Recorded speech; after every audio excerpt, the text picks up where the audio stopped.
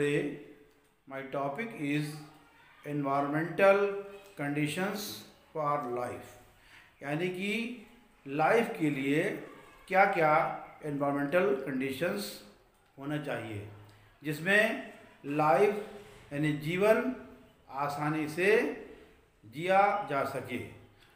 उसमें सबसे पहले तो आता है ऑक्सीजन, यानी कि हमें जीने के लिए ऑक्सीजन की बहुत ही आवश्यकता है। बिना ऑक्सीजन के कोई भी जीवधारी जीवित नहीं रह सकता है। इसी तरह से टेम्परेचर है, पीएच ऑफ सॉइल है और सैलिनिटी है, यानी कि ये सब चीज़ें कोई भी पौधा हो उसके लिए जहाँ पे ग्रो कर रहा है वहाँ की सॉइल की पीएच कितनी है ये उसके जीवन पर डिपेंड करेगी। अगर पीएच उसके अनुसार नहीं होगी तो पौधा ग्रो नहीं कर पाएगा।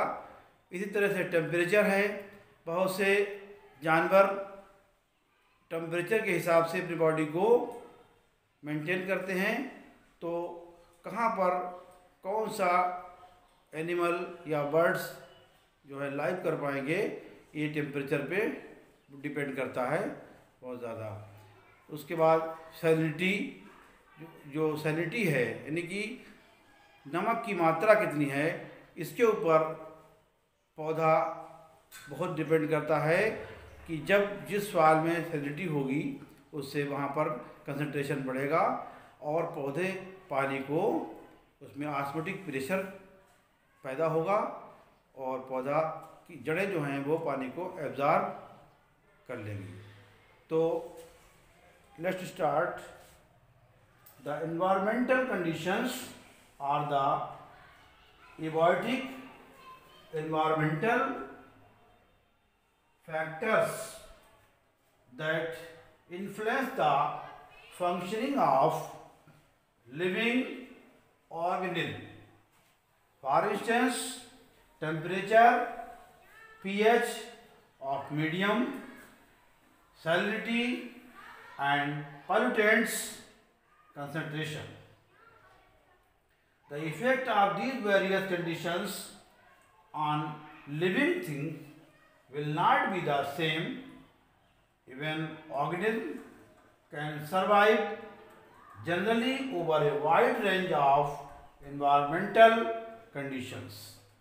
Some environmental conditions are mentioned below in brief. तो कोई भी एबायोटिक, जैसे मैंने बताया कि क्या क्या फैक्टर्स की आवश्यकता होती है, इसमें टेम्परेचर है, फॉर एग्जाम्पल टेम्परेचर है, पीएच ऑफ मीडियम, इस मीडियम की पीएच कितनी है, और सैलिनिटी वहाँ पर नमक की मात्रा क्या है, और पोल्यूटेंट्स जो उनका कंसंट्रेशन यानी कि सांद्रता उनकी क्या है, जहाँ पर कोई भी पौधा या जीव वहाँ पर जहाँ वास करता है। द इफेक्ट ऑफ दिस, यानी इन डिफरेंट कंडीशंस के things will not be the same. ये कंडीशंस सेम किसी एक जगह पे सेम नहीं हो सकती हैं। इवन ऑर्गेनिज्म कैन सर्वाइव, यानी जहाँ पर अलग अलग कंडीशंस के एनवायरमेंट के हिसाब से जीव अपने आप को सर्वाइव करेगा। और यहाँ पर कुछ एग्जाम्पल जो हैं वो दिए गए हैं। Number 1, temperature. In all the environmental conditions, temperature is the most effective conditions for biotic components. It changes metabolism, growth, development, size of organism, यानी कि जो टेम्परेचर है उसका बहुत ज़्यादा असर पड़ता है जीवधारी पर। इससे उसकी मेटाबॉलिज्म यानी उसका उपापचय और ग्रोथ, उसका साइज का डेवलपमेंट यानी वो कैसे विकास कर रहा है, ये टेम्परेचर पर डिपेंड करता है। The mammals and birds use metabolic energy to maintain their constant body temperature. Mammals जो हैं यानी स्तनधारी और जो बर्ड्स हैं वो अपनी मेटाबॉलिक एनर्जी को मेंटेन करने के लिए कांस्टेंट बॉडी को उनका टेम्परेचर बॉडी का कांस्टेंट रखने के लिए अलग अलग टेम्परेचर की आवश्यकता होती है। But other animals such as insects body temperature raised by controlled muscular work. जब मस्कुलर वर्क करते हैं तो उनका बॉडी टेम्परेचर बढ़ जाता है। और सोशल बीज यानी मधुमक्खियां जो हैं सोशल बीज में combine together to control temperature of colonies. मधुमक्खियां जो हैं वो कॉलोनीज का टेम्परेचर मेंटेन करती हैं कंबाइन होकर के। तो टेम्परेचर का लाइफ में बहुत ही इसकी नीड है। नेक्स्ट है pH of soil. PH of soil ये भी लाइफ के लिए ज़रूरी है। यानी वहाँ पर कोई भी लिविंग बीइंग जब ही ग्रो कर सकता है जब वहाँ पर पीएच सॉइल की पीएच जो है वो नॉर्मल होगी। The pH of soil in terrestrial environment और aquatic environment is also play a big influence on the distribution and abundance of living things.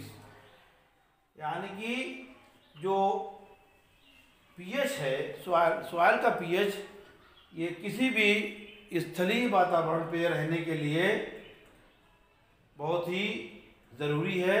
इसका एक इम्पॉर्टेंट रोल प्ले करता है।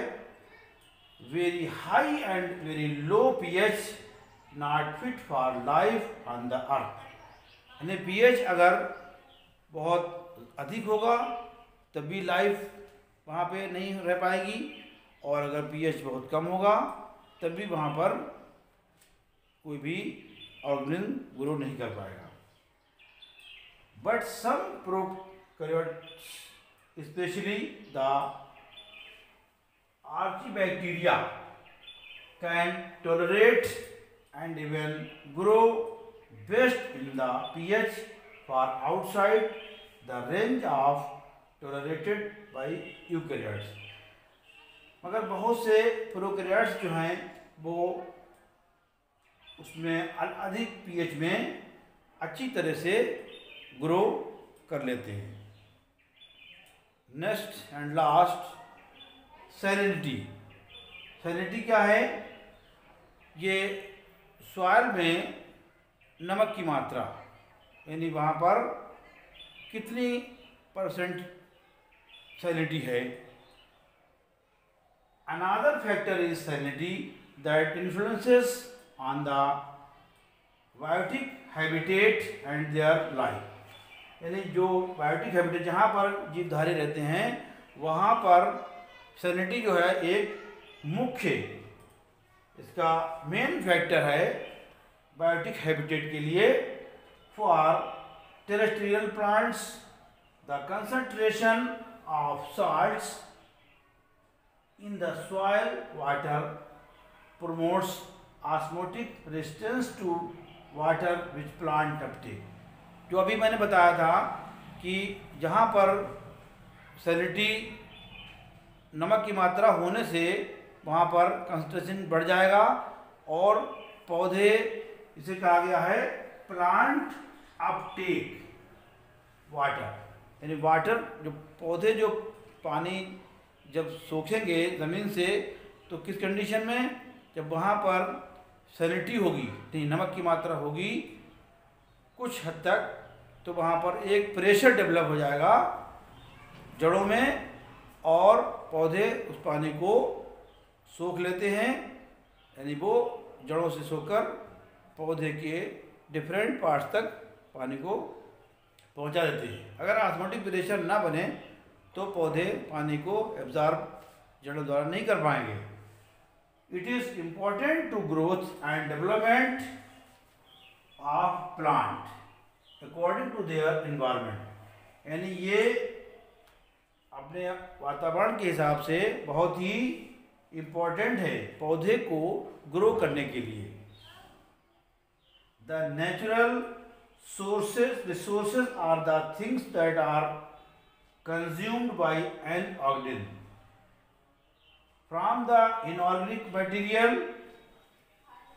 इनऑर्गेनिक यानी ये पौधे जो हैं वो इनऑर्गेनिक मटेरियल्स को एब्जॉर्ब कर लेते हैं फॉर फोटोसिंथेसिस, यानी फोटोसिंथेसिस के लिए, प्रकाश संचरण के लिए, and obtain both energy and matter from growth and reproduction. और दोनों चीज़ें इससे प्राप्त करते हैं, एनर्जी और मैटर, जो उनके उगने के लिए, उनके रिप्रोडक्शन के लिए आवश्यक होती है। Thank you.